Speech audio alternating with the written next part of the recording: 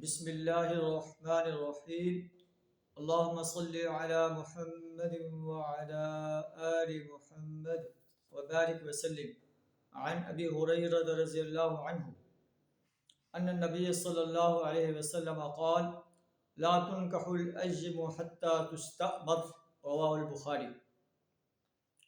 حضرت ابو ہریرہ رضی اللہ تعالیٰ عنہ بیان کرتے ہیں کہ نبی صلی اللہ علیہ وسلم نے فرمایا کہ بیوہ کا نکاح اس کی اجازت کے بغیر نہ کیا جائے۔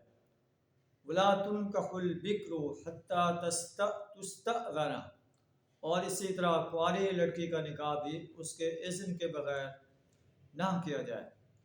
قالوا یا رسول اللہ، صحابہ نے کہا اللہ کے رسول وکیف اذنها، اس کا اذن کیسے ہوگا کنواری لڑکی کا؟ قال ان تسکت، آپ صلی اللہ علیہ وسلم نے فرمایا کہ آپ اس سے اجازت طلب کریں اور وہ خاموش ہو جائے۔